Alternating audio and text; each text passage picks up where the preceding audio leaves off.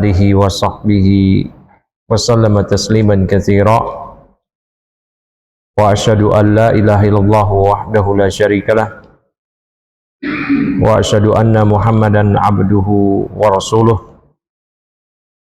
Allahumma salli wa sallim wa barik ala nabiyyina wa sayyidina Muhammadin wa ala alihi wa sahbihi ajma'in, amma ba'du. Jamaah sekalian, azanallahu iyyakum. Hadirin, alhamdulillah atas segala kemudahan dari Allah tabaraka taala, kita hari ini masih bisa dikumpulkan oleh Allah Subhanahu wa taala dalam kesempatan yang baik ini selepas melaksanakan sholat maghrib. Hujan deras turun, yang dimana hujan deras turun ini waktu-waktu juga yang mustajab untuk kita berdoa. Kita lanjutkan lagi dari kajian kita kitab Al-Adabul Mufrad. Bab atau pembahasan kali ini ialah mengenai adab berbicara. Adab berbicara kepada orang yang kita ajak bicara atau lawan bicara. Ini sesuatu hal yang sudah sangat langka, atau bahkan banyak orang yang meninggalkannya, di mana seseorang tatkala dia berbicara sudah tidak menggunakan adab lagi. Ini yang harus penting diperhatikan. Makanya Al-Imam Al-Bukhari di bab ini beliau hanya membawakan satu hadis, yaitu hadis di nomor 255, dan beliau menulis bab ini dengan babun idza aqbala jami'an wa idza adbara jami'an. Bab apabila seorang berbicara dia menghadapkan tubuhnya, maka dia menghadapkan tubuhnya semuanya. Dan apabila dia membelakangi semuanya. Ini penting sekali. Terlebih kalau kita sedang menghadap orang lain dalam bicara, kita hadapkan semua. Mata kita, wajah kita, tangan kita. Jangan wajahnya kemana, tangannya kemana. Oh ya, ada. Ya, sering kali terjadi. Ini handphone. Handphone ini sering melalaikan kita dari adab yang benar. Sehingga kita lagi ngomong, ya, sip. Perhatikan Pak, ya, barakallahu fikum. Dan Nabi SAW dulu pernah demikian, tapi Nabi ajarkan kepada kita. Ya, Ibnu Abbas meriwayatkan, ini bukan hadis yang dibawakan oleh Imam Bukhari, tapi dibawakan oleh Imam An-Nasai di sunannya, di kitab Sunan An-Nasai, dari Ibnu Abbas. Ibnu Abbas mengatakan, inna Rasulullah sallallahu alaihi wasallam ittakhadha khataman falabisahu. Rasulullah SAW, beliau baru saja menggunakan cincin yang ia kenakan. Beliau mendapatkan cincin yang beliau kenakan, cincin baru. Ternyata beliau pakai mungkin di pagi hari, sampai di petang hari beliau mengatakan, syagalani hada ankum mundzul yaum. Ini benda ini, cincin ini benar-benar menyibukkan saya dari kalian sejak hari ini. Ilaihi nadratun wa alaikum nadratun. Saya lihat kadang-kadang ke dia, kadang-kadang lihat ke kalian, kata Nabi kepada para sahabat. Saya kadang-kadang lihat ke cincin, kadang-kadang lihat kalian. Apa kata Nabi? Kata Ibnu Abbas, summa alqahu. Kemudian Nabi membuang cincinnya. Berarti kita ini handphone kita buang. Lagi bicara, ya, waduh. Lihat, ini Nabi SAW, kata Ibnu Abbas, summa alqahu. Kemudian beliau melempar atau membuang cincin tadi. Ya, nah, di sini ini penting sekali. Ini penting sekali bapak-bapak ibu. Enggak ada ibu-ibu ya. Ini bapak-bapak semua. Tergantung nanti juga kita bisa bawa ke rumah kita. Kita bicara sama siapa? Sama keluarga kita, bahkan anak kita. Anak kita akan merasa dihargai apabila dia berbicara. Kita amati, seksama kita dengarkan, antusias kita. Bukan karena dia anak kecil, ya, alhamdulillah. Tar dulu, ya, tidak. Maka anak akan belajar dari kita bagaimana menghargai orang yang diajak bicara. Sehingga anak kita tersebut ketika berinteraksi dengan orang lain, dia akan menerapkan adab yang baik. Ini penting sekali. Dan yang namanya rumah, itu pendidikan yang pertama dari seorang anak. Ya, kan ada 3 komponen bagi anak. Rumah, lingkungan, kalau dia sekolah, sekolah tambah lagi 1. Dan rumah yang menentukan. Anak-anak yang badung di sekolah, lihat di rumahnya gimana. Ya. Dan anak-anak yang baik di sekolah, kemungkinan besar baik juga di rumah. Yang baik di lingkungan, baik juga di rumah. Nah, di rumah ini dia belajar dari orang tuanya. Kalau orang tuanya sibuk, ya handphone, lihat, oh ya, sip. Ya. Anak kita pun juga akan demikian. Ya, nah, ini penting sekali. Dan ini dicontohkan oleh para salaf kita, para salafus saleh. Salah seorang salafus saleh, ulama kita dahulu yang bernama Atha bin Abi Rabah, beliau mengatakan, beliau ini udah tua, syekh, ulama tua yang sepuh. Dan ketika beliau sudah sepuh, beliau ulama besar, ada seorang anak muda menyampaikan hadis kepadanya. Anak muda, kata beliau, inna rajula la yuhaddis bihadisin la yuhaddisuni bihadisin. Ada seseorang pemuda yang menyampaikan kepadaku sebuah hadis. Wa ansitu lahu, aku pun menyimak dia. Ka'anni lam asma'hu, seakan-akan aku belum pernah dengar. Waqad sami'tuhu qabla an yulad, padahal saya sudah dengar hadis tersebut sebelum anak itu dilahirkan. Namun karena anak tersebut membawakan sebuah hadis, didengarkan seksama, seakan-akan beliau rahimahullah ta'ala, Al-Imam Atha bin Abi Rabah, belum mendengar hadis tersebut sama sekali. Padahal beliau sering mendengar, sudah hafal, bahkan sebelum anak tersebut dilahirkan, dia sudah dengar, dia simak. Qala Rasulullah, dia dengerin. Coba kita, ada orang yang membawakan kisah, ada orang yang membawakan hadis, ada orang yang membawakan ayat, ada orang yang membawakan petuah yang mungkin sudah sering kita dengar, padahal kita pun paling mendengarnya 2, 3, 4 sampai 10 kali lah. Enggak sampai seperti yang dialami oleh Atha bin Abi Rabah yang mungkin sudah menghafal hadis itu puluhan tahun. Kita dengerin, udah tahu. Subhanallah. Nah, ini adabnya.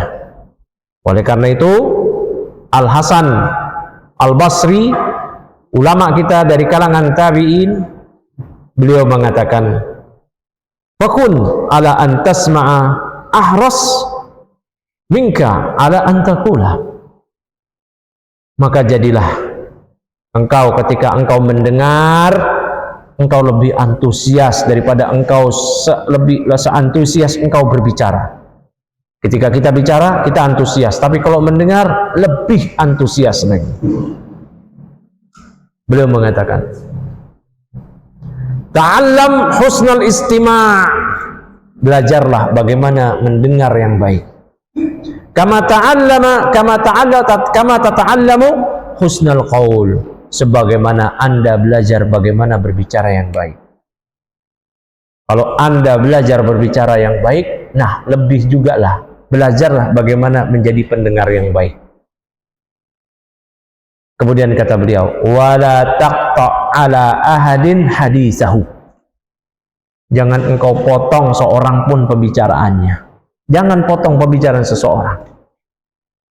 Nah, ini sesuatu yang enggak adab. Orang lagi ngomong, kita potong, iya tapi ini enggak ada.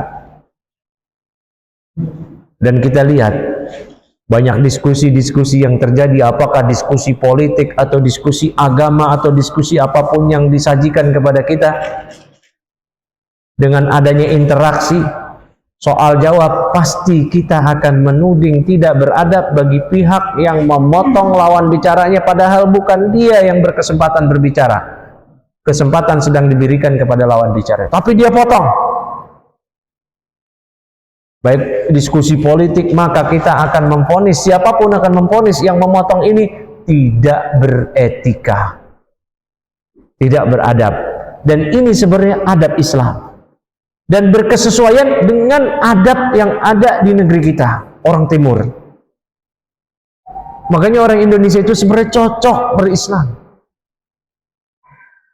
Orang Arab ketika berislam itu ajaib, Pak, karena orang Arab karakternya itu berat untuk beradab Islam, keras mereka itu.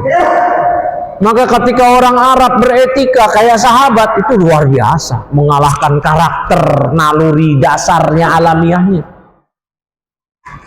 Kalau orang Indonesia itu sebenarnya mudah, karena sudah punya bibit naluri alami bahwa dia bisa berakhlak, beretika dengan demikian. Orang Arab kalau beradab dengan adab Islam itu luar biasa, karena orang Arab itu keras. Orang Arab itu luar biasa. Semua, mau makan, minum, semua, buang air, mau apa, semua orang Arab itu sebenarnya berantakan. Ya, makanya orang Arab kalau dia rusak kayak Abu Jahal, kayak Abu Lahab. Tapi kalau dia beretika seperti Rasulullah dan sahabat dan para ulama kita yang dari negeri Arab. Dan orang Indonesia sebenarnya lebih mudah digiring kepada etika Islam karena sudah berkesesuaian dengan tempat dia, naluri dia demikian. Oleh karena itu, apa yang kita dapatkan dari pelajaran ulama kita ini sebenarnya mudah bagi kita. Enggak seperti orang Arab. Orang Arab itu mujahadah, perjuangan berat untuk melawan kebiasaan yang terdahulu agar diselaraskan dengan Islam. Namun ketika sudah ada iman, gampang bagi mereka.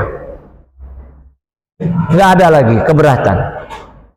Sebagaimana yang pernah kita terangkan dulu, bahkan ketika ayat hijab belum turun, ketika turun hijab gampang bagi mereka pakai hijab wanitanya. Miras, khomer itu budaya Arab. Kalau bapak tanya, ini bukan Arab, budaya Arab itu nenggak khomer, dan khomer itu bukan sebotol mereka tenggak, berdrum-drum. Apa bapak nggak sadar? Ketika para sahabat di Mekah, mereka masih minum khomer dan belum ada ayat haramnya khomer. Jadi sahabat masih minum khomer? Iya. Di Mekah? Iya. Berapa tahun? 13 tahun Nabi dakwah di Mekah belum turun ayat khomer. Karena berat mereka meninggalkan khomer, iman belum kuat 100%. Khomer itu sudah mendarah daging bagi kehidupan mereka. Baru kemudian di Madinah. Di Madinah pun gak langsung haram khomer, pelan-pelan dulu. Sholat mereka itu bahkan sambil mabuk. Umar bin Khattab mengajukan saran pada Rasul ini gak benar ini kayaknya. Gak benar nih Rasul. Khomer itu menghilangkan akal. Turun ayat karena ada sedikit masukan dari Umar bin Khattab, turun ayat. Wala taqrabus sholata wa antum sukara. Jangan kalian dekati sholat sedangkan kalian dalam keadaan mabuk. Akhirnya mabuknya after sholat, setelah sholat. Berlangsung juga demikian. Umar bin Khattab pun juga berpikir, ini di Madinah, Pak. Berarti Islam itu sudah berjalan belasan tahun. Umar bin Khattab masih berpikir lagi, ini nggak benar juga ini khomer ini kayaknya Rasul. Baru turun ayat innamal khamru wal maisir, sampai Allah sebutkan sesungguhnya khomer itu rijsun min amali syaitan fajtanibuh, itu najis amalan setan, jauhilah. Ketika turun ayat tersebut, sahabat itu yang sudah berbudaya dengan khomer, mendarah daging dengan khomer, yang kebutuhan khomer adalah kebutuhan primer bagi mereka, yang mereka mengoksi khomer bukan kayak begini berdrem-drem, maka mereka tumpahkan drem-drem khomer dari rumah mereka, sampai disebutkan dalam riwayat yang sahih, jalan-jalan di kota Madinah banjir khomer.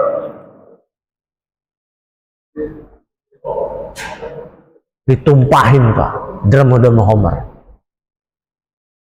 Nah ini kalau iman sudah kuat, para sahabat yang dulu terbiasa dengan homer, mudah bagi mereka untuk meninggalkan.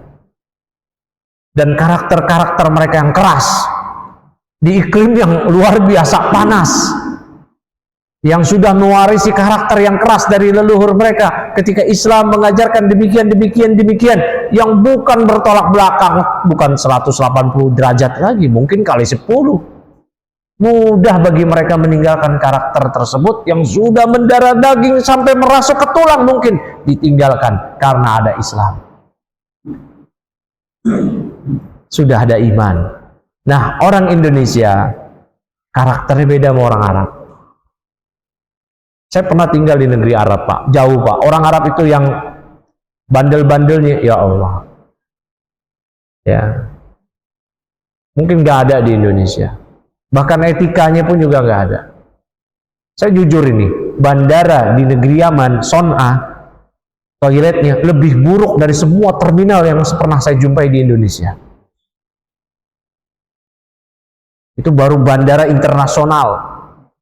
Toiletnya lebih buruk daripada seluruh toilet yang pernah saya jumpai di Indonesia, di terminal, di mana, di stasiun, masih jauh lebih bagus di Indonesia. Bisa dibayangin kayak apa tuh.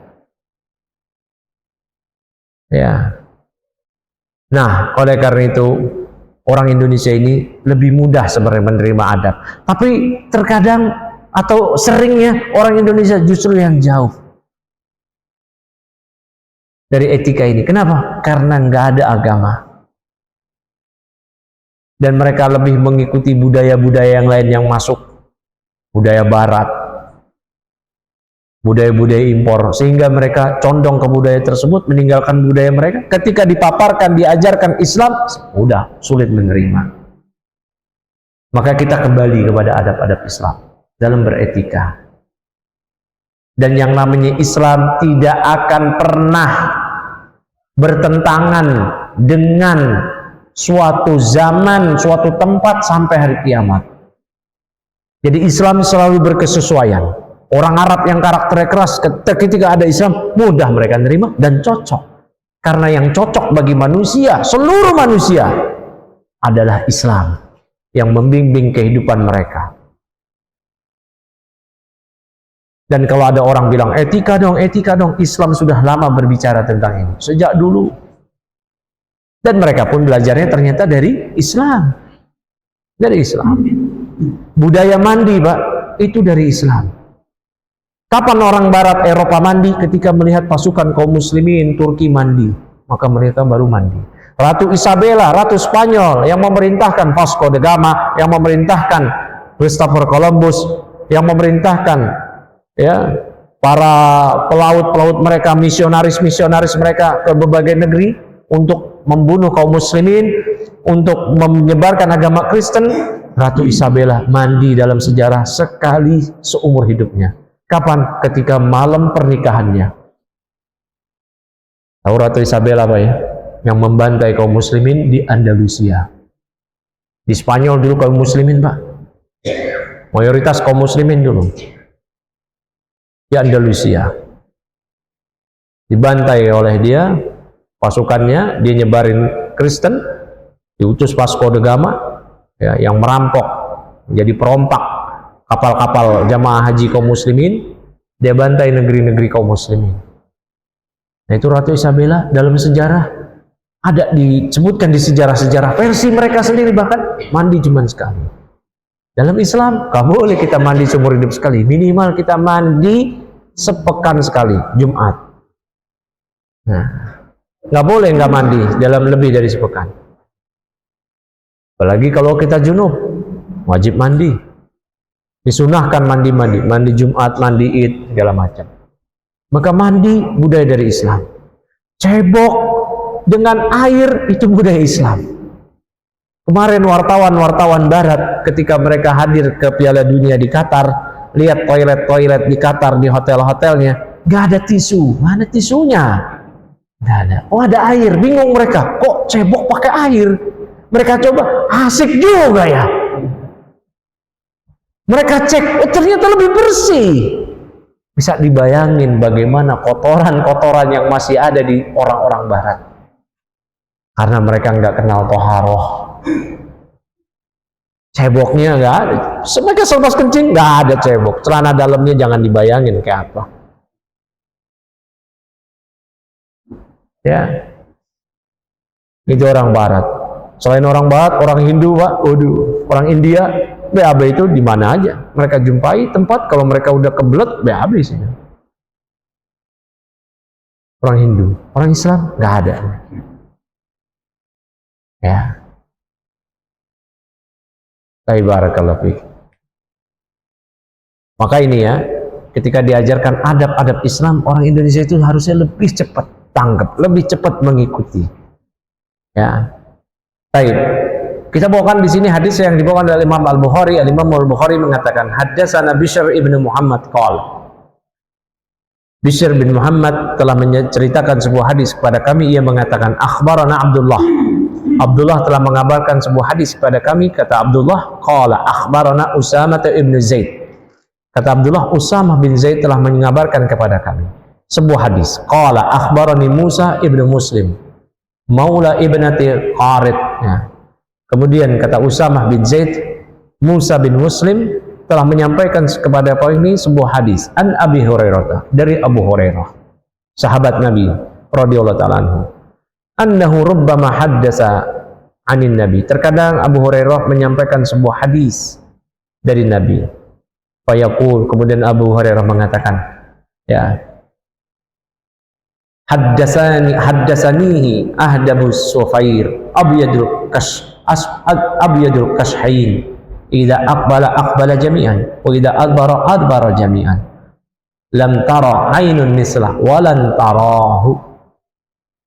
Kata Abu Hurairah, Rasulullah SAW, orang yang memiliki bulu mata yang panjang yang sangat tipis, telah menyampaikan sebuah hadisnya kepadaku. Beliau yang abyadul kashhain, ya, yang memiliki bagian pinggul yang paling putih.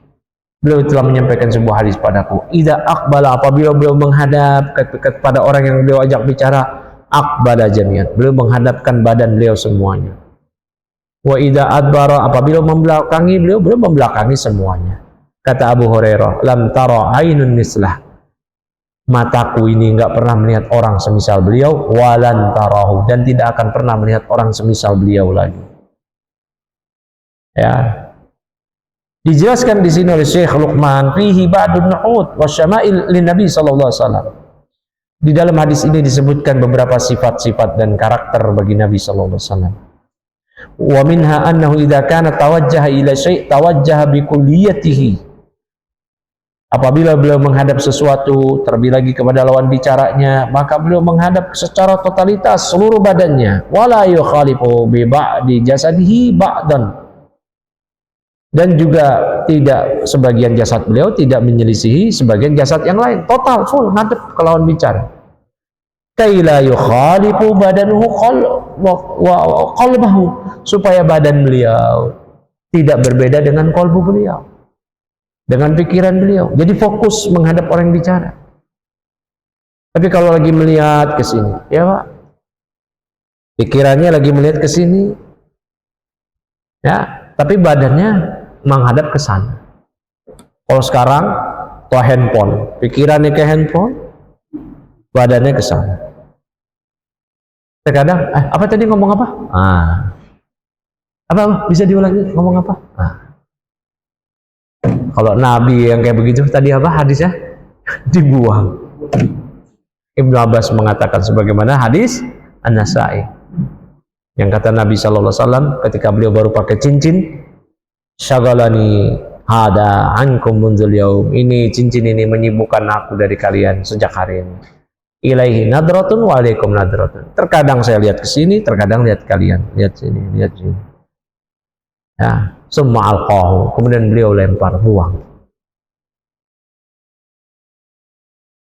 Nah, ya, ini yang pertama ini. Kita ketika kita bicara, kita fokus. Walaupun yang dibicarakan kita udah sering dengar, sebagaimana perkataan Atha bin Abi Rabah tadi. Atau orang ada anak muda yang menyampaikan hadis, kata atau ya sami itu qabla ayyulat, aku sudah dengar hadis itu sebelum anak itu dilahirkan, sudah hafal, tetapi ketika disampaikan, dibicarakan kepadanya, belum mendengar. Ya, nah ini jangan potong pembicaraan orang. Ini adab Islam. Kata Al-Hasan Al-Basri, la taqta' ala ahadin hadisahu. Jangan potong pembicaraan orang, siapapun dia, jangan potong. Biar dia sampai selesai. Karena ada giliran-giliran. Walaupun lawan bicara kita orang sesat dan dalam ranah diskusi. Dan dia memang sesat. Tapi ketika dia menyampaikan, dengerin dulu, udah, biar dia belajar adab dari kita. Kalau kita benar tapi kita potong omongan dia pun merasa, wah ini sesatnya dia. Kita yang disesatin sama dia. Kenapa? Karena kita nggak punya adab versi dia. Dan betul nggak punya adab. Akhirnya kita dianggap salah. Padahal apa yang dia sampaikan batil. Nah, ini pentingnya. Ya. Kemudian adab dalam berbicara yang lainnya yang dijelaskan oleh para ulama ialah tidak ada dusta. Nabi SAW kalau berbicara sama sahabat gak ada kedustaan, dan kedustaan bukan sifat Nabi. Sifat Nabi adalah as-sidq, jujur. Ya, Nabi mengatakan tentang lisan, apa ucapan yang keluar dari mulut beliau mengatakan, ya, wa ma kharaja anni illal haq, tidak ada yang keluar dariku ini, dari lisanku ini kecuali kebenaran. Ya, dan beliau mengatakan iyyakum was-sidqa fa inna sidqa yahdi ilal bir wal birra yahdi ilal jannah. Ya, alaikum bisidqi, wajib bagi kalian untuk jujur. Alaikum bisidqi, wajib bagi kalian untuk jujur, karena ya, kejujuran membawa kepada kebajikan, dan kebajikan membawa kepada surga. Wa iyyakum wal kadzib fa innal kadzib yahdi ilal fujur wal fujur yahdi ilan nar. Dan hati-hati kalian dari bicara dusta, karena dusta membawa kepada kedurjanaan, kejahatan, dan kejahatan itu membawa kepada neraka. Orang kalau dibicara bohong satu akan mewariskan kebohongan yang lainnya. Nah, ketika kita berbicara jangan ada dusta di antara kita. Ya, jangan ada dusta. Berbohong itu boleh, cuman karena apa? Ingin mendamaikan orang yang berselisih. Yang kedua, ketika siasat perang. Ya, bagi bercanda nggak boleh. Ya, mendamaikan orang berselisih gimana? Misal si Fulan dan Alan sedang bertikai, kita bilang aja ke si Fulan, dapat salam dari si Alan, dia mau islah katanya. Padahal nggak ada dia ngomong kayak begitu. Nah, itu boleh. Rukhsah. Hukum asalnya dusta nggak boleh, tapi ini rukhsah, keringanan, dan itu diperbolehkan. Ya, dan hati-hati Pak ketika berbicara. Ini hati-hati. Kata Nabi SAW, innal abda la yatakallamu al kalimah ya ma yatabayyanu ma fiha yahwi biha finnar ab'ada ma baina al masyriq wal maghrib. Sesungguhnya ada orang yang berbicara dengan sebuah kalimat yang dia nggak tahu, dianggap remeh. Ternyata pembicaraan tersebut itu bisa melemparkan dia ke neraka yang jauhnya lebih jauh daripada timur dan barat, jarak antara timur dan barat. Karena neraka itu jauh, Pak. Ya, disebutkan dalam riwayat yang sahih, terdengar di masa Rasulullah suara bergegar, buar. Kayak ada sesuatu yang apa di seluruh seantero bumi terdengar, buar. Sahabat kebingungan, suara apa itu? Tapi suara itu bukan di bumi, karena bumi tidak bergetar, tapi bersuara gemuruh dari seluruh penjuru. Tapi di bumi tidak bergetar. Kata Nabi, itu adalah batu sebesar gunung Uhud yang baru jatuh sampai di dasar neraka yang dilemparkan 70 tahun silam. Batu sebesar Uhud yang dilempar dari atasnya Jatuhnya 70 tahun kemudian baru jatuh.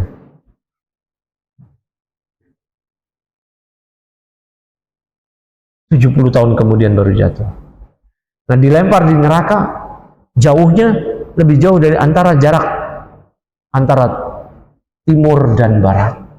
Dan seorang bisa dilempar ke neraka karena sebuah kalimat yang dia anggap remeh, nggak tahu dia itu.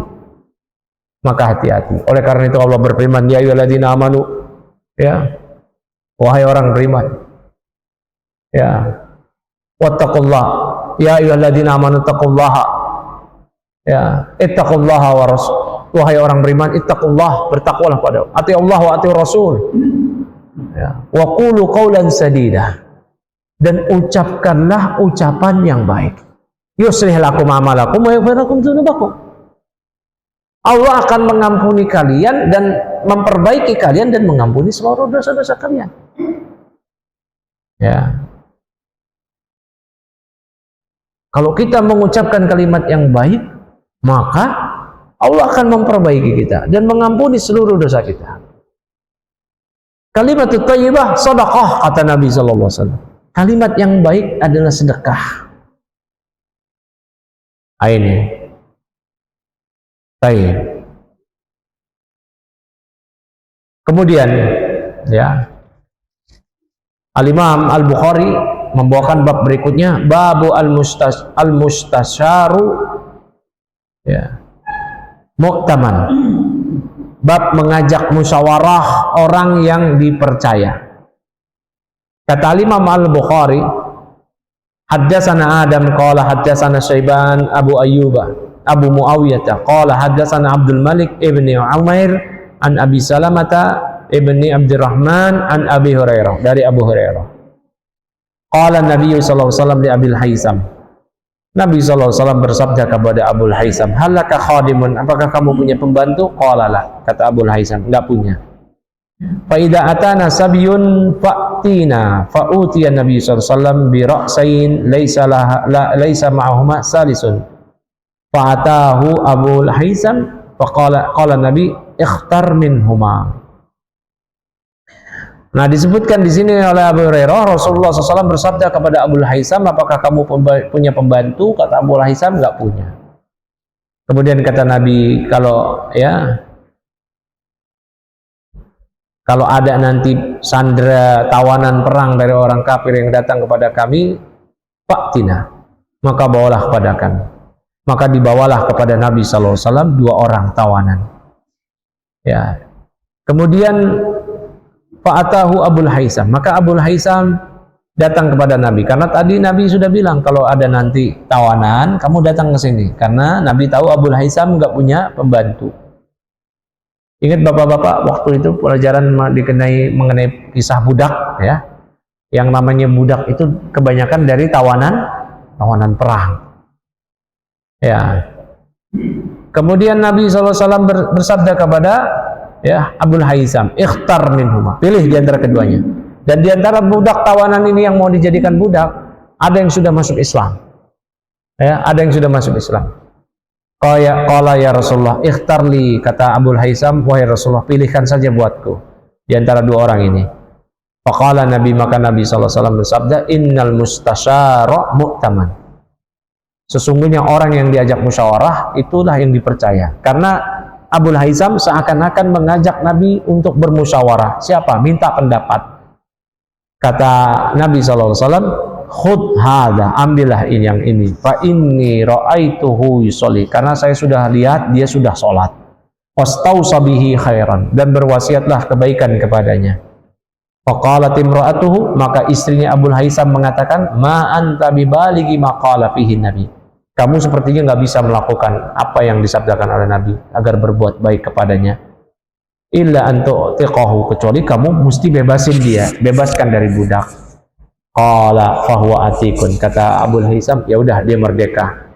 Faqala Nabi, maka Nabi SAW menyatakan, innallaha lam yab'as nabiyyan wala khalifatan illa walahu bitanatan.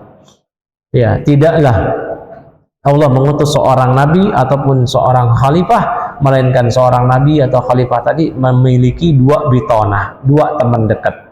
bitanatun ta'muru bil ma'ruf wa tanhahu 'anil munkar, satu bitanah yang mengajak, ya. Bitanah itu ada yang selalu menyertai, bitanah yang mengajaknya kepada yang ma'ruf, mencegahnya dari yang mungkar, wa bitanatun la ta'luhu khabala, dan satu lagi bitanah yang tidak henti-hentinya mengajak kepada khabala, kemudaratan. Wa may yuqa bitanatas su' faqad uqiyah, dan siapa yang dia dijaga dari bitanah yang buruk, berarti dia telah dijaga oleh Allah Subhanahu wa ta'ala. Ya, ini mengenai adab bermusyawarah. Makanya Syekh di sini menyebutkan, ya, kata di beliau ketika Nabi diminta oleh Abul Haitham, pilihkan buat saya. Berarti Abul Haitham telah menjadikan Nabi sebagai orang yang diajak bermusyawarah, yang dipercaya untuk bermusyawarah. Ya, maka orang yang diajak bermusyawarah aminun fi ma yus'al, dia adalah berarti, ya, mesti amanah terkait apa yang ditanyakan kepadanya minal umur, dari berbagai perkara. Falayan bagi ayakhuna al-mustasyira bikitmani ma fihi maslahatuhu, maka tidak boleh dia mengkhianati orang yang meminta dia bermusyawarah dengan menyembunyikan apa yang sebaiknya, ya, yang terbaik, yang maslahat untuk orang yang minta pendapatnya. Ya, baik. Jadi kalau ada orang minta pendapat kepada kita, berarti dia telah mempercayakan kepada kita. Maka di sini kita mesti amanah menyampaikan apa yang terbaik. Ya, jangan kita khianat menyembunyikan apa yang maslahat untuk dia. Ya, apa yang menjadi maslahat untuk dia. Nah, kandungan dari hadis ini sebenarnya sudah bab musyawarah, karena bab adab berbicara cuman dibawakan oleh Imam Bukhari cuman satu hadis saja tadi. Ya. Nah, kandungan hadis ini min ma'anil amanah ayakuna almar'u nasihan mukhlishan li akhihi muslim waqta istisyaratihi iyahu fi muhimmatil hayati.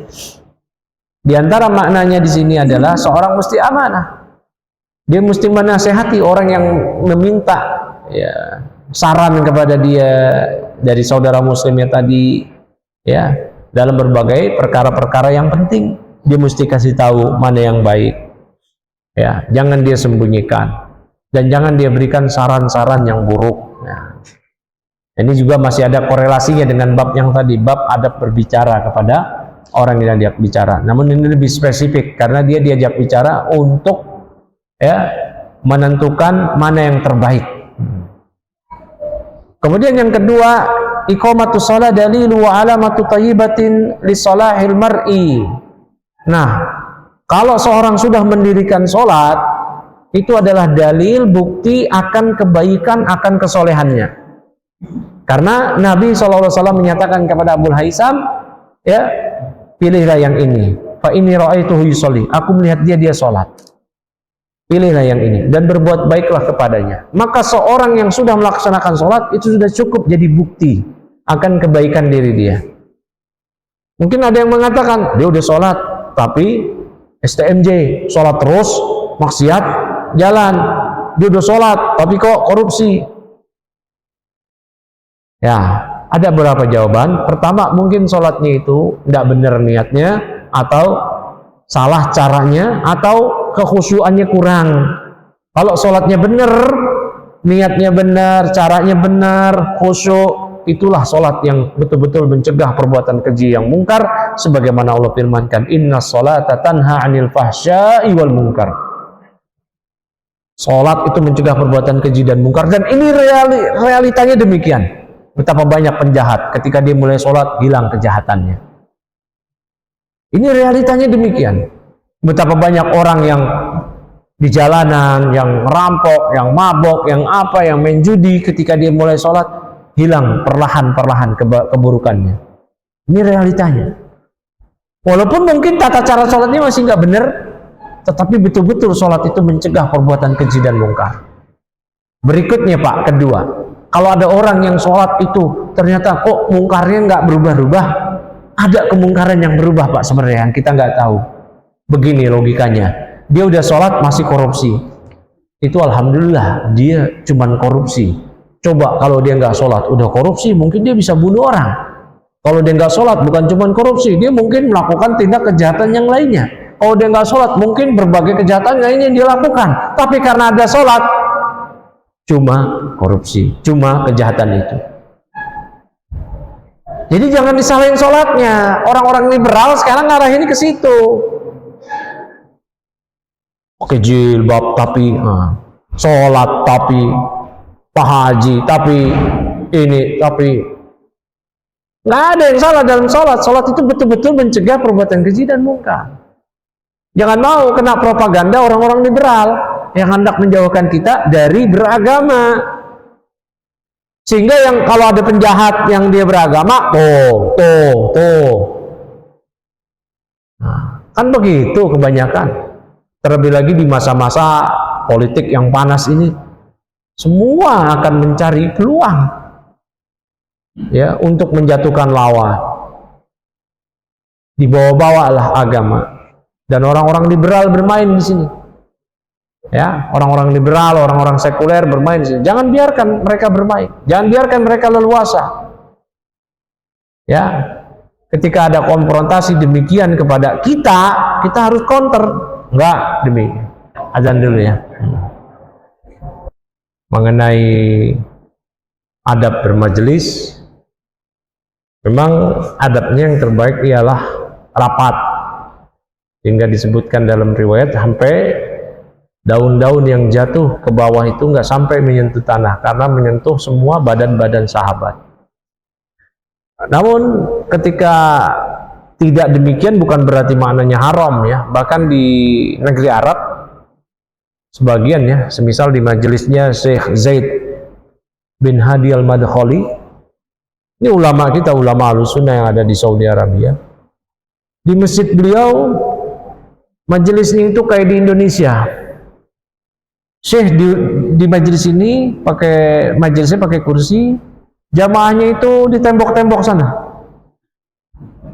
Ya, waktu itu ada teman saya orang Indonesia satu orang, si Fulan, ya Ustadz Fulan itu. Dia karena mau ngamalin hadis, ya hadis Jibril ya, yang Jibril datang kepada Nabi, ya disebutkan kan dalam hadis Jibril. Ingat nggak Pak? Hadis yang panjang, yang kata Umar bin Khattab. Bainama nahnu julusun inda Rasulullah sallallahu alaihi wasallam itala alaina rajulun, ketika kami sedang duduk-duduk bersama Rasulullah SAW, tiba-tiba datang seorang yang sangat putih bajunya, sangat pekat rambutnya, rambutnya sangat hitam, bajunya putih bersih ya, wala yura asaru safar, tidak terlihat bekas perjalanan, karena dominannya orang Arab itu zaman dulu kalau dia safar pasti kumel karena debu. Nah ini bajunya putih bersih, rambutnya hitam pekat kayak baru keluar dari rumah. Kata Umar bin Khattab, wala ya'rifuhu minna ahadun, tidak ada seorang pun yang dari kami yang mengenal dia. Berarti ini bukan orang Madinah. Orang mana ini? Tiba-tiba dia apa? Dia datang kepada Nabi, duduk. Ya, dia duduk di hadapan Nabi. Duduk di hadapan Nabi, hadap-hadapan. Ya, dia tempelkan lutut dia dengan lututnya Nabi. Dia taruh tangan dia kedua pahanya. Dalam riwayat yang lain disebutkan paha Nabi dia tempelin. Kemudian dia nanya, ya Muhammad, akhbirni anil Islam, akhbirni anil iman, dan seterusnya. Nah, itu ketika orang itu pergi, Nabi bertanya kepada Umar, ya Umar, atadri manisail, wahai Umar, kamu tahu nggak itu yang nanya tadi siapa? Kata Umar bin Khattab, Allah wa Rasulullah, Allah dan Rasul yang beritahu. Kata Nabi SAW, itu Jibril, atakum yu'allimukum dinakum. Itu Jibril, dia mengajarkan kepada kalian agama kalian. Bukan cuma isi dan jawaban pertanyaan yang diajarkan oleh Jibril, tapi juga adab bermajelis. Nah, tapi itu keutamaan. Bukan berarti yang nggak rapat-rapat itu dosa. Tidak. Ya, sebagaimana tadi saya ceritakan di majelisnya Syekh Zaid bin Hadi al-Madkhali di Saudi Arabia, ada teman saya duduk main di depan Syekh duduk. Apa kata Syekhnya? Sana kamu.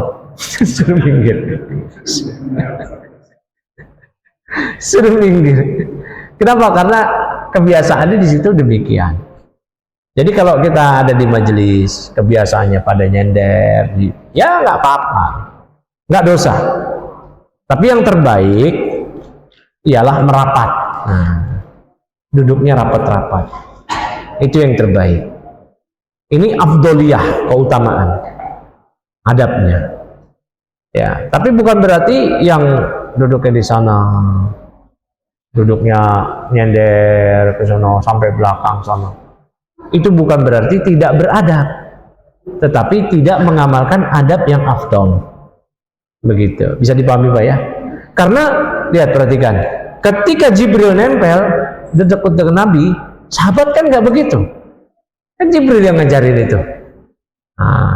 Baik. Ada yang lain silakan. Iya Pak.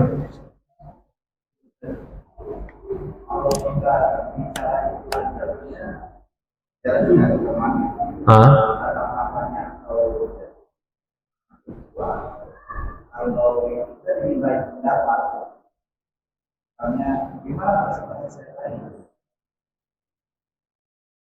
banyak kesalahan misalnya, maka kita menyampaikannya dengan sebelumnya bisa jadi kan ya.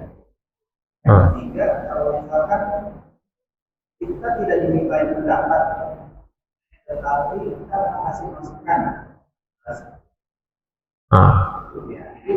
Boleh tidak? Baik. Kalau pertanyaan pertama, jawaban pertama tergantung lawan jenis. Kalau dia berbicara sama kita, yang berbicara sama kita wanita, jangan kita tatap mukanya. Justru godul basol. Nah sekarang kalau pria, kita tatap. Boleh tatap wajah dia. Kalau tatap wajah dia, tatap mukanya. Ya, kita tatap. Ya, tampakkan antusias kita. Yang kedua, ketika ada orang presentasi, tergantung kita ini sebagai apa. Kita sebagai nyimakers, orang yang hanya menyimak, atau orang tersebut memang memberikan laporan kepada kita. Kalau orang tersebut memberikan laporan kepada kita, berarti kita punya hak untuk memberikan tanggapan. Nah, ternyata presentasinya buruk. Ya. Apa posisi kita? Kalau posisi kita di situ memang sebagai atasannya, yang memang kita di sini berhak memberikan pengarahan, maka berikan arahan. Tidak masalah. Sama seperti anak kita lah. Anak-anak kita ngasih tahu nilainya. Nih Pak, nilainya berapa? Ya, konten 5 gitu. Oh bagus gitu. Kalau anak, iya dimotivasi. Oh ya bagus, besok tambahin lagi ya. Ini berbeda-beda orang ya. Kalau anak, dia mesti dimotivasi. Berapa nilai kamu? Ranking berapa? Urutan berapa? Kamu ranking 30. Bagus, besok naik ya. Jangan 30. Sekarang udah bagus. Kalau anak dimotivasi. Nah sekarang di dunia kerja, nah presentasi dia jeblok, mengakibatkan hasil yang jeblok juga. Nah, maka boleh di sini ada kritik, saran, masukan. Ya, karena dia bukan kedudukannya seperti anak kayak tadi. Bisa dipahami sini ya. Nah, yang ketiga, ya, kita bukan orang yang dimintai pendapat. Boleh nggak kita mengajukan pendapat? Nah, di dalam kitab, ya, kitab-kitab para ulama, semisal yang ditulis oleh para ulama kita di Raudatul Uqala dan di kitab-kitab yang lain, di antara adab seseorang ialah tidak menjawab pertanyaan yang tidak diajukan kepadanya. Misalkan yang ditanya orang lain, ya udah sampai yang ditanya nggak bisa jawab, baru dia lontarkan ya kepada yang lain siapa yang bisa jawab. Tapi kalau dia nggak ditanya, jangan dia jawab. Nah, sekarang majelisnya bukan majelis soal jawab, majelis presentasi. Ya. Kita bukan orang yang paling berhak memberikan tanggapan. Sebaiknya kita tahan dulu. Kecuali pemimpin majelis meminta kepada hadirin, ada yang mau kasih tanggapan, baru di situ kita kasih tanggapan. Jadi begitu Pak ya. Cukup waktunya apa lagi? Ayo Pak. Di kebiasaan. Hah?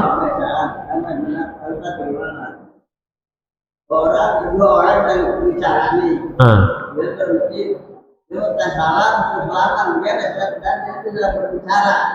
Dia berkata Pak Ustaz, apa melanggar? Gimana Pak? Dua orang lagi berbicara. Terus saya salam, terus kita salaman gitu. Bagaimana berkata Pak Ustaz? Jadi kita orang ketiga nih, ada orang yang dua lagi ngobrol. Iya. Oh, terus kita oh iya udah. Misalkan ada dua orang nih lagi ngobrol, terus kita datang. Ya kalau kita lihat aja, kalau dia lagi ngomong nggak serius, ya kita nggak apa-apa. Assalamualaikum, serius amat nih. Ya, boleh aja. Kecuali dia lagi serius segala macam. Kalau kita potong nanti malah terganggu konsentrasinya. Ya udah. Ya. Tetapi hukum asalnya kita mengucapkan salam kepada orang yang kita kenal dari kalangan kaum muslimin yang apalagi yang kita kenal. Ya, kita ucapkan salam. Nah, kalau dia lagi berbicara nggak apa-apa kita ucapin salam. Nanti kita nggak perlu nguping, nggak perlu tahu, udah kita berlalu. Sekedar sapa, gimana kabar? Dah pulang dulu ya, nggak masalah Pak, begitu. Enggak, insya Allah enggak. Juga nggak melanggar etika kita kan? Ya, iya Pak, yang itu Pak. Misalnya suami ngelihat istri atau istri ngelihat handphone itu belum izin apa gimana? Masya Allah. Ya, pertama Pak ya, istri sebenarnya nggak berhak ngecek handphone suami. Ini sebenarnya.